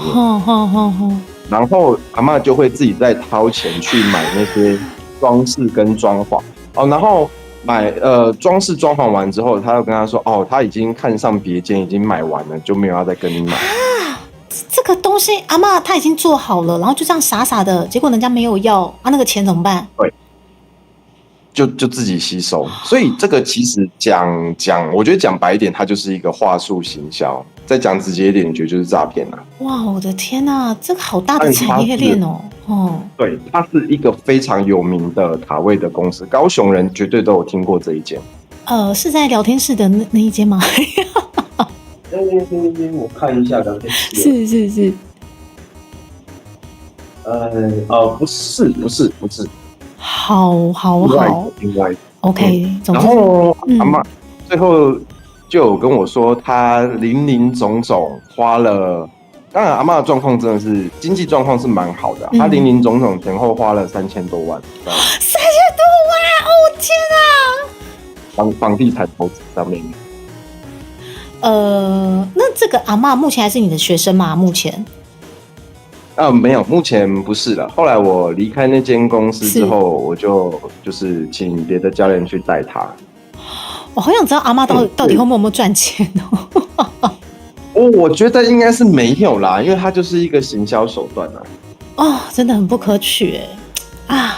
我真然后呢，最有趣也不能说有趣，就最巧的一件事情，就是那一间塔位公司的老板娘也是我的学生。等一下，好尴尬哦。对，我后来才知道，你是老板娘。但我没有说什么啦，毕竟就是你知道，挡人财路等于杀人死。真的，这个教练真的蛮灵巧的，是一个很好的故事在跟大家。不过也是想蛮好奇的啦。这个老板娘现在也是还在跟你上重训课就对了。没有，老板娘也没有，就是都在同一间公司。我离开的时候就没有特别再跟过来这样子。是。对。哦，我的天哪！不过真的也没想到，就是现在啦，台湾面向高龄化，其实我觉得全球都是这样子啊，生的人越来越少的状况下，那其实也没想到说会扯到这么大的一个产业链的部分。不过我是觉得阿嬷也挺可爱的，她就是边重训边跟你分享这个故事就对了。对啊，她还再三交代，千万不要跟她儿子讲。阿嬷没有人可以讲，跟重训老师讲，是这样子吗？我们很常会遇到这种哦。就是他完全没有其他人可以讲，就只能上课的时候跟我们讲。真的耶！我觉得这个也是我今天想问的一个重点，因为其实，真的耶，咱这细岁其他就不会赢哎。我们这身为子女，真忙自己工作，然后甚至有些成家立业，真忙到快疯掉了，很多事情没有办法好好跟长辈聊天，对不对？对呀，而且有时候长辈像这种花了3000多万，他也不敢讲，他只能跟教练讲。对啊，天哪！那其实教练的这些熟男熟女的族群，真的学生占真的比例也蛮重的。那有没有就是有些事情只有你知道，然后他们子女不知道，但是你必须要去做传话的呢？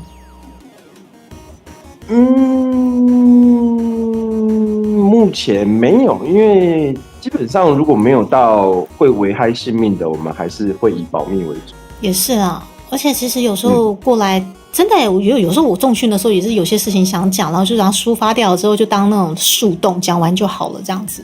对，我们是树洞，没错，我们不会有回音哦。真的耶，真的是很高级专业的服务业，是，绝对是服务业100%。真的哎，哇！我觉得今天聊到这些，可能不光已经是高龄化社会，还有一些肌少症的问题了。对学生，他们也存在着需要抒发心情的这个管道的部分哦。是啊，会遇到蛮多这种。对，而且因为猪猪每次去重训的时段，就是都是熟男熟女时段，对不对，教练？没错。那时间最多熟男熟女了。对，所以我其实每次早上有时候过去重训课，我也是会在边做边观察一些长辈他们在做的当下，其实真的教练们真的都要在旁边非常极高的情绪价值跟肯定，让他们知道他们很棒。对，真的，因为就讲白一点，就是我们会觉得年纪成熟到一个程度之后，反而会跟小朋友很像。对，真的认同。我们怎么对待小朋友，就要怎么对待成熟的大人。真的，而且我有时候就是在旁边观察，然后他们真的也很努力的，就是可能对于我们年轻人而言，真的一个动作马上信手拈来，可是他们真的要花好久的时间去做训练。没错。对，所以我们才会说训练其实越早开始越好，因为放弃它多久，你就要花多少时间去把它弥补回来。真的教练，我有一阵子没有办法过去重训的时候，我真的很有感触。真的，特别是有在练，你停一段时间，那个身体的反馈超明显。对对对，我记得就是刚好你去年在帮我安排那个拳击课程之后，然后 V Stage 演唱会，然后其实教练有去嘛，对，然后我之后是不是整个人完全消失了？哇，消失好长一段时间。对，我真的没想到，就是 B Stage 演唱会之后会迎来这么多的，不要说病痛啦，就是很疯狂的一直感冒，然后一直不断轮回，好可怕，一直回不去的重训课，哎，没错，但是有时候压力太大，释放之后，身体确实会比较容易垮掉。嗯，的确是这样，但那时候可能的确年底真的对好多事情就垮掉了。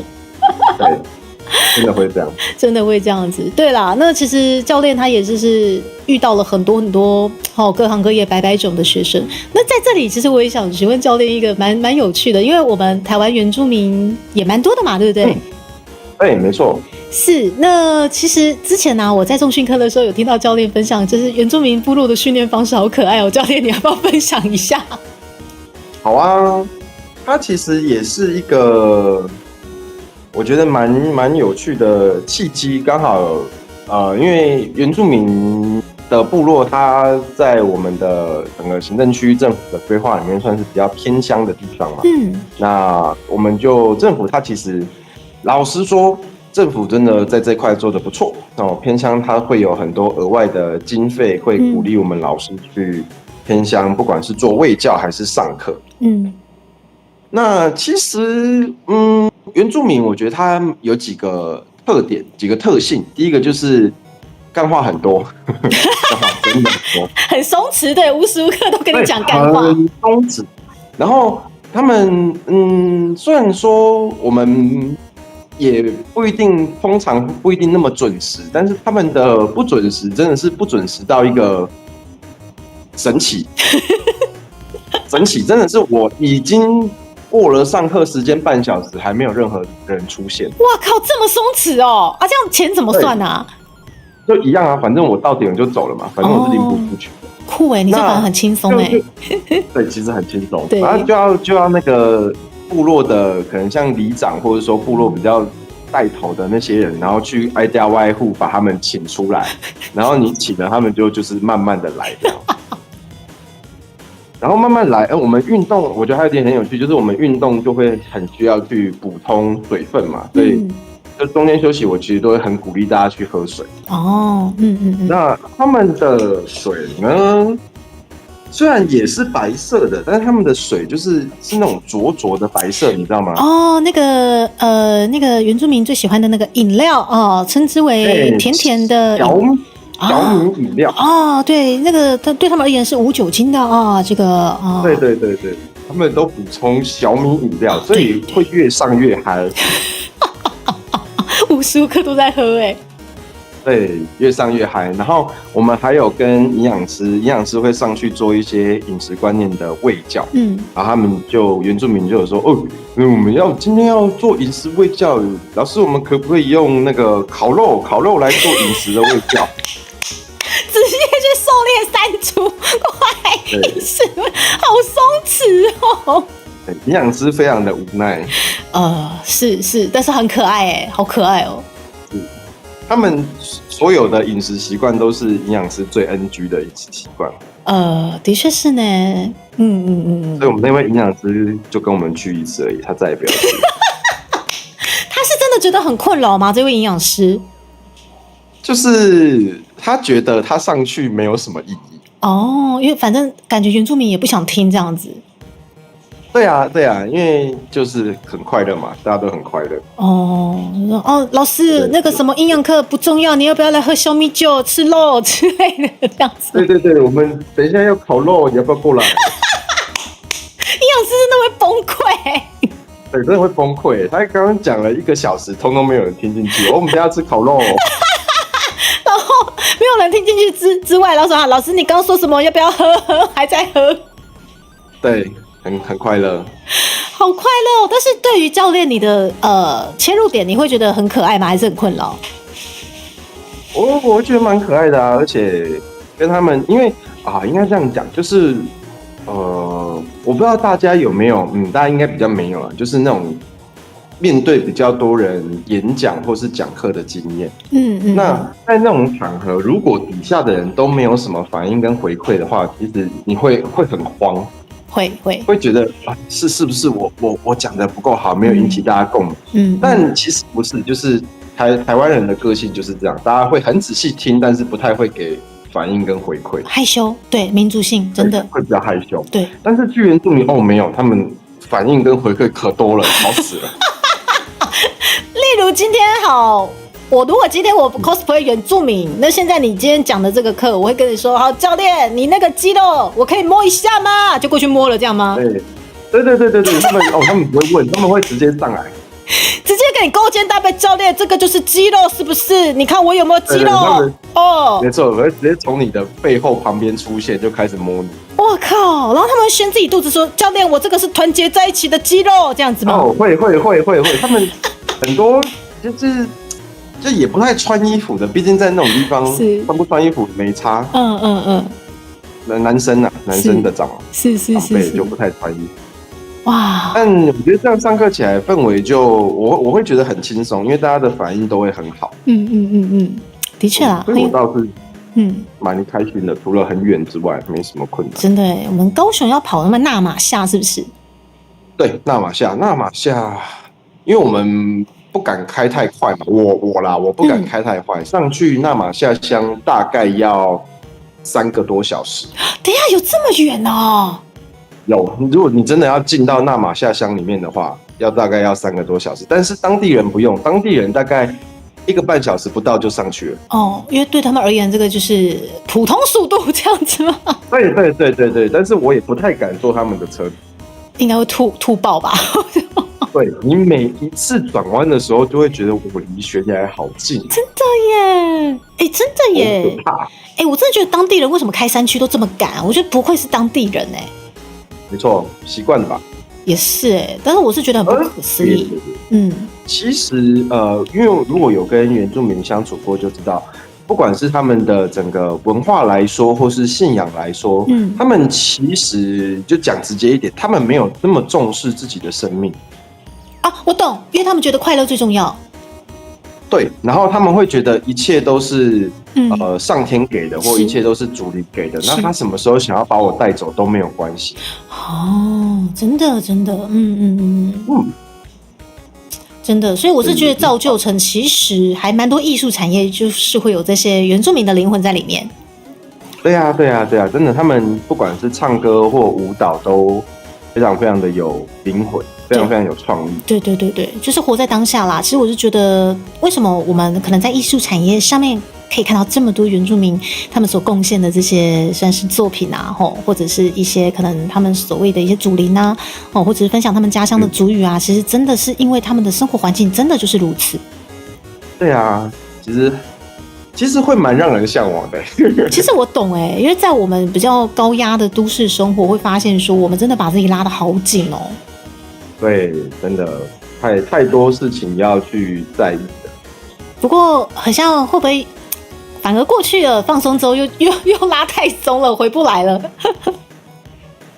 我觉得可能住久一点有机会哦。我是还没有在部落长期待过，我最久大概就待1个礼拜而已。已经很久了不过我抱歉，因为我就是从小到大在温室里面长大的都市小孩，在上面我有非常不能接受的事情，就是蚊虫实在是太多了。亲近大自然那个没有办法，真的太多了，而且就是你没看过叫不出名字的也很多。因为都长得很像吗？没有，就是可能例如说蛇啊，或是螳螂啊。你说他们的名字对不对？对，就是很多我们平常根本看不见的物种，就是哇哦。的确，蛇真的。然后一些什么菜什么的，对他们而言很像很常吃，可是也不知道那到底什么菜。对他们有很多很特殊的野菜山菜。对啊，所以才有人在跨年演唱会前一天他就说这次跨年演唱会的阿妹阿令跟我们那个我们的公主我们的烈酒女团是没有错。没错，非常好。我觉得就是要这种氛围，大家才会开心。真的啦，对。不过就是也算是刚好今天把教练邀请过来，我就突然想到说，上次跟教练聊到说，就那个原住民部落那个，我其实当下在重训的时候也笑到快翻掉，我觉得好可爱哦。对啊，真的有机会都可以上去。是，因为他们那边其实蛮需要。他们很缺乏资源，虽然说想要发展观光，但是你知道他们的个性也很难很认真的去发展一件事情。真的，因为太松弛了。对，所以就如果大家有空的话，就可以上去部落，可能不会受到任何的欢迎，但是可以去体验一下那个氛围。对，我说的不会受到欢迎的程度，是因为大家都在喝酒，所以没有人会欢迎。对，我之前有一次去纳马夏，然后也真的车停上去，我只是在附近绕一下，他们真的很 free 耶，就是他们小朋友就移过来，姐姐你从都市来哦，然后对，他们我就想说，这边小朋友完全不怕生哦，然后他们可能觉得说很难得有很像都市来的车吧。不是我们这边的人姐姐，你从哪里来的？我说我从高雄，就是比较你们平地的地方这样子。姐姐，我带你绕一下这边好不好？我说没关系吧，没有关系吧？你们爸爸妈妈嘞？爸爸妈妈，他们就想说，为什么我们爸爸妈妈要在旁边？为什么这样子？对，他们都去喝酒，都不在了。对，然后我就说好啊，如果你方便的话，因为我刚好第一次来，我想说绕一下这边，就你们的算是部落之类的那个妹妹就是很可爱她真的带我们绕一圈哦。然后绕一圈，我看真的就是在可能小巷啊干嘛的，全部都在喝酒，男士们全部都在喝酒。我倒是很少看到女士们是怎么出去工作了吗？还是怎样？你这么一说，确实好像比较少对，住的也都是男性居多。对啊，然后的确就是我到达接套中岛，中午就在那边大家就在那边喝，然后大家都很熟络彼此然后跟妹妹经过，他们就打个招呼，哎呦你这个你朋友然后他们说他们就很可爱，这个姐姐现在是我朋友了，就没有，现在是我朋友。然后很好笑，我跟你讲，真的是一个缘分，就是可能他带我绕了一圈的最后的一户，他说我家住这里，我说你家住这里，我看了一下，哇靠，原来她是头目的女儿。对，她是公主，小公主，对呢，嘿呀，难怪她可以带你到。对啊，我就说原来你是公主，你是小公主，然后她很害羞就不讲话这样子。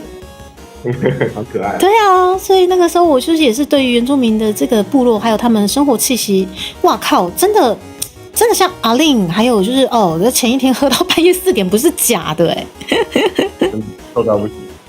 对，真的是很可爱那下次教练还有没有这个机会要再前进可能原住民部落做个训练的这个契机呢？会有，其实他这个计划每年都会发一次，所以几乎每年都有机会可以上去。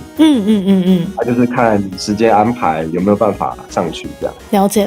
那下次可能教练也会想说再过去松弛一下吗？就看有没有其他事情的安排，基本上没事上去真的蛮好玩。对，还不错，很轻松。然后又可以，主要是我很轻松，对，然后又可以吃肉喝酒。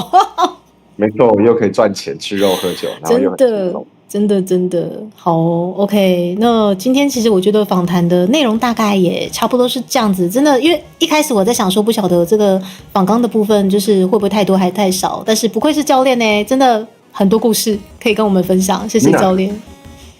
不会，很开心有这个机会跟大家一起分享。我也是啊，因为其实我听教练讲很多故事，已经大概也3年了，我一直在想说有没有这样的一个机会把你拉过来。太棒了，我们今天该分享都分享到了，谢谢教练。真的，谢谢大家，不会觉得我太严肃。不会啊，我觉得你那个一点都不严肃很有趣啊。不严肃吗？我就很害怕讲太多太深太专业的东西，大家都觉得很无聊。不会因为我们这边的受众，我们的观众群大部分都熟男，其实他们对于这些有趣的知识类分享，他们反而是很有共鸣的。对，啊，太好，对，例如刚刚那个灵骨塔的部分就有大佬分享说，高价出作分很难，除非他们购买，然后别人都被这么选择，但可能你看，就是大家都完全知道你的话题在哪里。没错，我看到很多间，但大家还是没有讲到那一点。好，那教练你待会偷偷私讯我好了，好，对，就是因为未来可能我们家屯爸屯妈或许有要考虑的话，我就避开那间啦，对，是，对，而且对教练身上真的很多八卦。毕竟各行各业接触的比较多一些，黑白两道对都略有学生。等一下，我可以问一下，黑道的学生你也收过？有，现在也有一些有黑道老大在跟我上课。我可以问一下，你怎么知道他黑道老大吗？首先他的气质不凡，气质，不管是身上的那个刺青是的那个精致的程度哦，那个刺青很贵哦，一只脚都要20-30万的。等一下，教练，你看得出便宜跟贵的刺青？因为对，因为我有这个老大的学生嘛，然后另外我每两个月会固定去那个屏东的少管所，就是少年监狱，带他们做运动。是。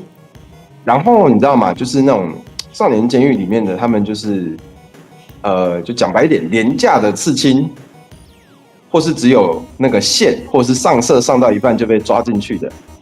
那个一对比，其实就会差非常非常的多。那个刺青厉害，高价跟普通的刺青一目了然。我的天哪，教练，你的学生真的涵盖，天哪，原来连黑道都有，好酷哦！对，所以那个大哥请假的理由，通常都是去瞧事情。好，我其实也不太懂黑道，他们所谓的瞧事情，教练略知一二吗？通常瞧事情，通常几个方向嘛，要么就是庙的事情，然后要么就是小弟的事情，要么就是钱的事情，大概就这几个。那瞧起来的手法都很激烈吗？瞧起来的要看状况跟事情。目前听他说最惨的一次就是他的小弟把他的钱卷走。然后呢，他就要去抓人嘛。那他那个小弟把他的钱卷走，其实是为了去还另外一个大哥的债。然后呢，他去还另外一个大哥债的时候呢，就是也就后来还是被处理掉了，因为毕竟可能钱也不太够。是。所以听说最后他的处理方法就是被送去柬埔寨。Oh my god！ 真的是处理耶！处理掉。所以这个大哥就轻描淡写的跟你讲说，阿德上去柬埔寨啊，这样子。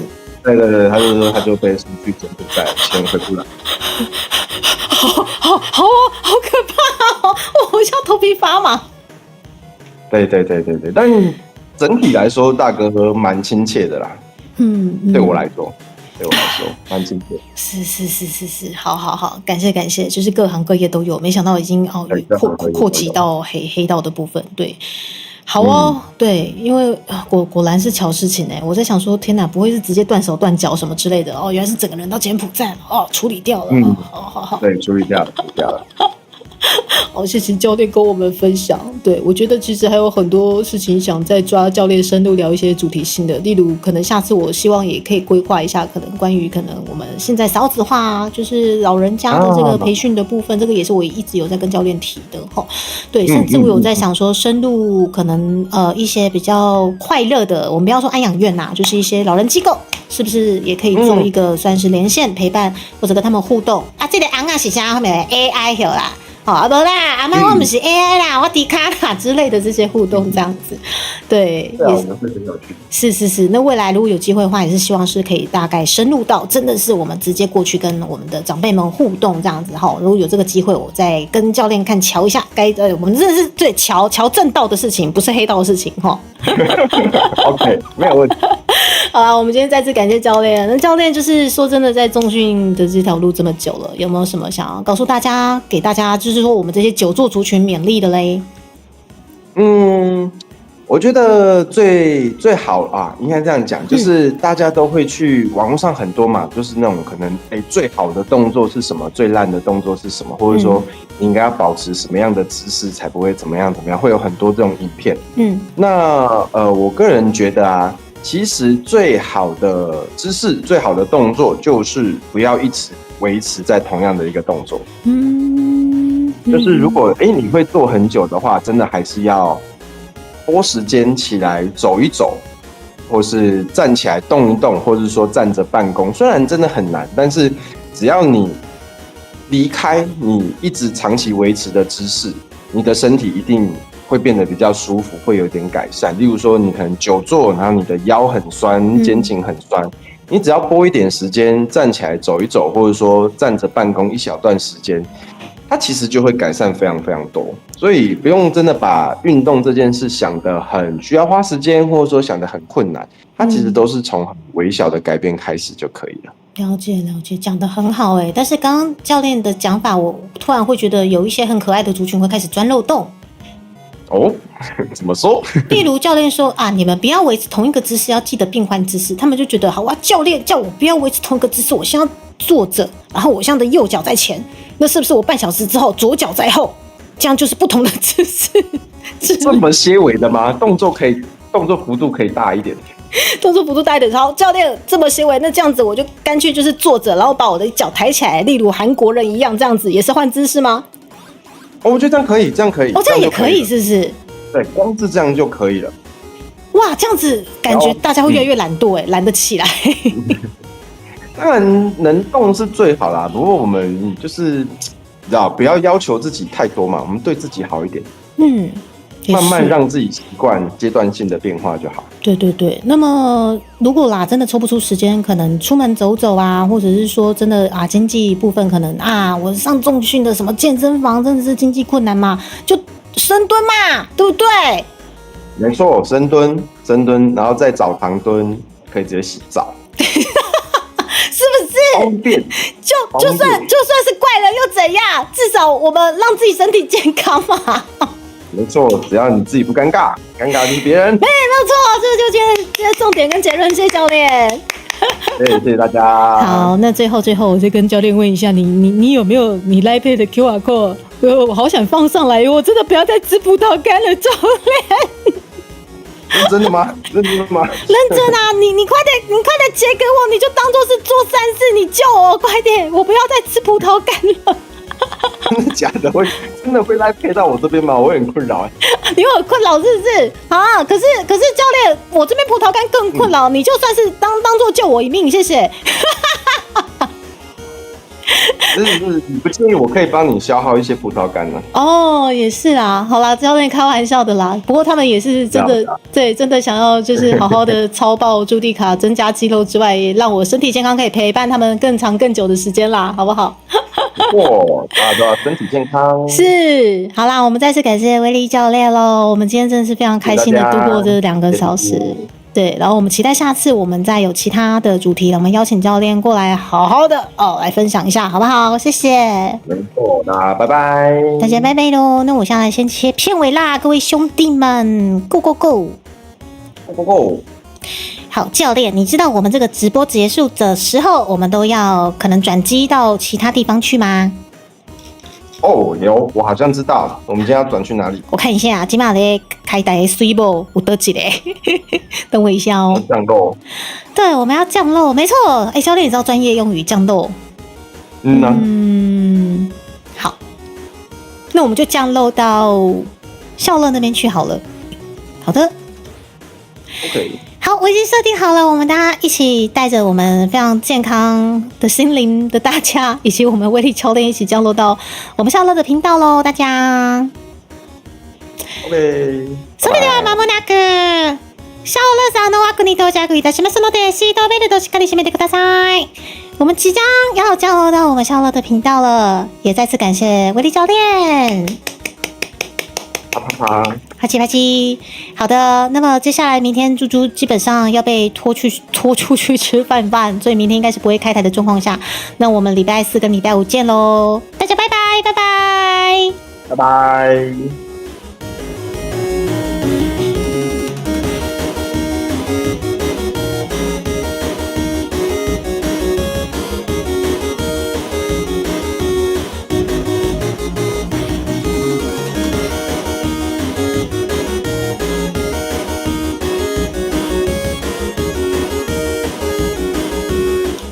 好，应该是没有问题。